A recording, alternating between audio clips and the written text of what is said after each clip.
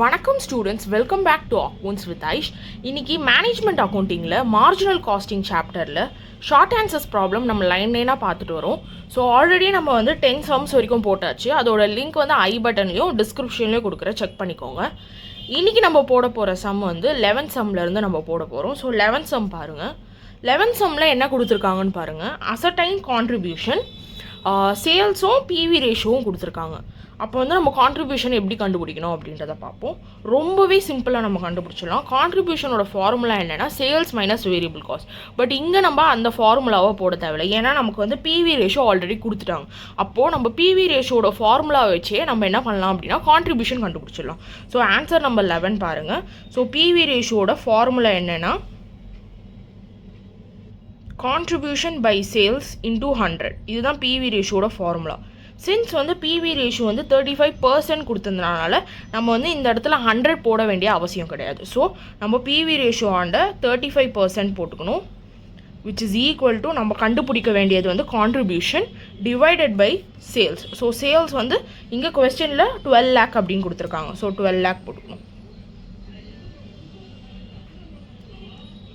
So இப்போது நம்ம contribution இதுலேருந்து ஈஸியாக கண்டுபிடிச்சிடலாம். எப்படின்னு பாருங்கள். கான்ட்ரிபியூஷன் இஸ் ஈக்குவல் டு 12 lakhல நம்ம 35% போடணும். ஸோ 12 lakh இன்ட்டு 35% நம்ம போட்டோம் அப்படின்னா நம்மளுக்கு கான்ட்ரிபியூஷன் கிடச்சிரும்.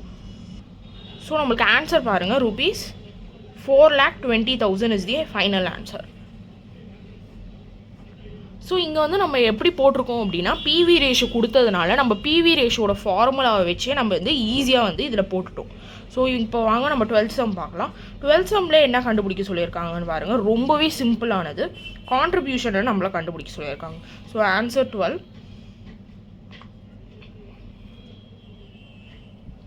ஸோ கான்ட்ரிபியூஷனோட ஃபார்முலா என்ன? 2 ஃபார்முலா நான் சொல்லி தந்திருக்கேன். கான்ட்ரிபியூஷனோட ஃபார்முலா ஒன்று சேல்ஸ் மைனஸ் வேரியபிள் காஸ்ட், இன்னொன்று ஒரு formula fixed cost plus profit.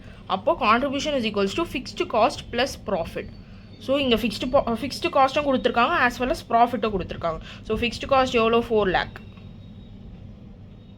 Plus profit எவ்வளோனா 3 lakh. இப்போ இது ரெண்டுத்தையும் நம்ம ஆட் பண்ணோன்னா ₹7 lakh is your answer. So contribution ஈஸியாக கண்டுபிடிச்சிட்டோம் நம்ம. ஸோ இப்போது 13th கொஸ்டின் பாருங்கள். 13th கொஸ்டினில் நம்மளுக்கு என்ன கேட்டிருக்காங்க அப்படின்னா margin of safety. So margin of safety அப்படின்னா அதோட ஃபார்முலா 2 இருக்குது. So in rupees as well as in units 2 இருக்குது. ஸோ ஃபஸ்ட்டு இங்கே நம்மளுக்கு கண்டுபிடிக்க சொல்லியிருக்கிறது in rupees. So margin of safety எப்படி நம்ம ஃபஸ்ட்டு ஃபார்முலா எழுதிடலாம். Margin of safety. So margin of சேஃப்டியோட ஃபார்முலா என்ன?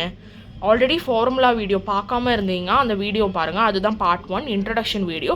ஸோ அதை ஐ பட்டன்லையும் டிஸ்கிரிப்ஷன்லையும் கொடுக்குறேன், செக் பண்ணிக்கோங்க. ஸோ மார்ஜின் ஆஃப் சேஃப்டியோட ஃபார்முலா என்னென்னா profit divided by your PV ratio. ரொம்ப சிம்பிள். அண்ட் இது இன் ருபீஸோடது நம்ம போடுறது. ஸோ இதே இன் யூனிட்ஸ் அப்படின்னா ப்ராஃபிட் அப்படியே போடுவீங்க. டிவைடட் பை இன் யூனிட்ஸ்னால் கான்ட்ரிபியூஷன் பர் யூனிட் அப்படின்னு போடுவீங்க. ஸோ இங்கே நம்மளுக்கு அதை பற்றின டீட்டெயில்ஸ் இல்லாதனால நம்ம அதெல்லாம் போடலை. ஸோ நம்ம இன் ருபீஸ் மட்டும்தான் போடுறோம் நம்ம இங்கே. ஸோ இப்போது இந்த ஃபார்முலாவுக்கு நம்ம அப்படியே சப்ஸ்டியூட் மட்டும் பண்ணால் போதும். ஸோ இங்கே கொஸ்டினில் என்னென்ன கொடுத்துருக்காங்கன்னு பாருங்கள். ப்ராஃபிட்டும் பிவி ரேஷியோ. ஸோ ரெண்டுமே நம்ம அப்படியே போட்டுடலாம். ஸோ ப்ராஃபிட் எவ்வளோ கொடுத்துருக்காங்கன்னா 2,25,000 divided by your PV ratio 40% கொடுத்துருக்காங்க. ஸோ 40% போட மறந்துடாதீங்க. இப்போ நம்ம இதை கேல்குலேட் பண்ணோம் அப்படின்னா நம்மளுக்கு வரக்கூடிய answer ₹5,62,500 is your answer. So இதுதான் 13th சம். MOS அதாவது மார்ஜின் ஆஃப் சேஃப்டி கேட்டிருக்காங்க இன் ருபீஸ். அதோட ஃபார்முலா என்னன்னு பாருங்கள். Profit divided by PV ratio. ரெண்டுமே கொஸ்டினில் தெளிவாக கொடுத்துட்டாங்க. ஸோ நம்ம அதை அப்படியே சப்ஸ்டியூட் பண்ணுறோம், எடுத்து இங்கே போடுறோம். இங்கே டிவைட் பண்ணும்போது பர்சன்ட் போட மறந்துடாதீங்க. அப்போது 2,25,000 டிவைடட் பை 40% போட்டிங்க அப்படின்னா நம்மளுக்கு ஆன்சர் பாருங்கள் 5,62,500 வருது. ஓகே, நெக்ஸ்ட் ஆன்சர் நம்பர் 14 பாருங்கள். ஸோ இங்கேயும் அதே மாதிரி மார்ஜின் ஆஃப் சேஃப்டி தான் கண்டுபிடிக்க சொல்லியிருக்காங்க, பட் கொஞ்சம் டிஃப்ரெண்ட்டாக. So margin of safety MOS அப்படின்னு நான் எழுதியிருக்கேன். ஸோ மார்ஜின் ஆஃப் சேஃப்டி எப்படி நம்ம இங்கே கண்டுபிடிக்கணும் அப்படின்னா நம்ம யூஸ் பண்ணுற ஃபார்முலா என்னன்னு பாருங்கள். இது ஒரு புது formula, sales minus BEP, that is your break even point. So sales again கொஸ்டின்லேயே கொடுத்துருக்காங்க. Sales 13 lakh minus your BEP. BEP எவ்வளோனா 10,40,000. ஸோ நம்ம இது ரெண்டுத்தையுமே டிடெக்ட் பண்ணோம் அப்படின்னா we will be getting rupees 2,60,000 as the answer. So இந்த ப்ராப்ளமில் நம்ம இப்போ புதுசாக பார்த்த ஒரு formula that is MOS. So MOS வந்து உங்ககிட்ட வேறு எந்த டீட்டெயில்ஸுமே இல்லை, லைக் ப்ராஃபிட், பிவி ரேஷியோ அதெல்லாம் இல்லாதப்போ அவங்க கொடுத்துருக்க இன்ஃபர்மேஷன் வச்சு நம்ம இங்கே வந்து இந்த ஃபார்முலா வச்சு நம்ம வந்து ஆன்சர் போடலாம். That is your sales minus your BEP. So அதை வச்சு நம்ம ஃபார்முலா போடும்போது நமக்கு ஆன்சர் கிடைக்கும். ஸோ நெக்ஸ்ட்டு நம்ம பார்க்க போகிறது 15th கொஸ்டின். ஸோ இன்றைக்கி வீடியோட லாஸ்ட் கொஸ்டின். ஸோ 15th கொஸ்டினில் நம்ம வந்து என்ன கண்டுபிடிக்க சொல்கிறாங்கன்னு பார்க்கலாம். ஃபஸ்ட்டு இன்ஃபர்மேஷன் என்னென்ன கொடுத்துருக்காங்கன்னு பாருங்கள். Sales, PV ratio, fixed cost இது மூணுமே கொடுத்துருக்காங்க. நம்மளை வந்து ப்ராஃபிட் கண்டுபிடிக்க சொல்லியிருக்காங்க. ஸோ இதுதான் வந்து கொடுத்துருக்க இன்ஃபர்மேஷன். அப்போ நம்ம வந்து ப்ராஃபிட் எப்படி கண்டுபிடிக்கணும் அப்படின்றத பார்க்கலாம். ஸோ ஃபர்ஸ்ட் நம்ம வந்து என்ன பண்ணிப்போம் அப்படின்னா ப்ராஃபிட்டோட ஃபார்முலா எழுதிப்போம். நான் ஆல்ரெடி சொன்ன மாதிரி நம்ம வந்து என்ன பண்ணணும் அப்படின்னா கான்ட்ரிபியூஷன் ஃபார்முலாவில் இருந்து நம்ம வந்து ப்ராஃபிட்டை டிரைவ் பண்ணலாம் ஈஸியாக. ஸோ உங்களுக்கு ஒரு வாட்டி திருப்பியே சொல்லி கொடுத்துட்றேன். கான்ட்ரிபியூஷனோட ஃபார்முலா என்னென்னா contribution is equals to fixed cost plus profit. So இப்போ நம்மளுக்கு இதுலேருந்து ப்ராஃபிட் வேணும் அப்படின்னா profit which is equal to contribution minus fixed cost. So இது எப்படி இருந்தது அப்படின்றத நான் உங்களுக்கு திருப்பியே சொல்கிறேன். ஸோ நம்மளோட ஃபார்முலா என்ன அப்படின்னா இதுதான். ஸோ இதுதான் நம்மளுக்கு வந்து கான்ஸ்டண்ட்டாக நம்ம ஞாபகம் வச்சுக்க வேண்டிய formula. So contribution is equals to fixed cost plus profit. So இதுலேருந்து நம்மளுக்கு ப்ராஃபிட் கண்டுபிடிக்க சொல்கிறாங்க அப்படின்னா நம்ம என்ன பண்ணணும் அப்படின்றத பாருங்கள். ஸோ நமக்கு வந்து ப்ராஃபிட் நம்மளுக்கு தேவை. ஸோ எப்போவுமே வந்து நம்ம எது கண்டுபிடிக்கிறோமோ அதை வந்து ப்ளஸ் சிம்பிளில் தான் இருக்கணும். ஸோ அதை அப்படியே எடுத்துகிட்டு வந்துடணும். அதே மாதிரி இந்த சைட் கான்ட்ரிபியூஷனையும் அப்படியே எடுத்துகிட்டு வந்துடுங்க. ஸோ இந்த ஃபிக்ஸ்டு காஸ்ட் மட்டும் நம்ம என்ன பண்ணுறோம்னா சிம்பிள் சேஞ்ச் பண்ணுறோம். ப்ளஸ்ஸாக இருக்கிறத நம்ம என்ன பண்ணுறோம் அப்படின்னா மைனஸ் பண்ணுறோம். ஸோ ப்ராஃபிட்டோட ஃபார்முலா பாருங்கள்.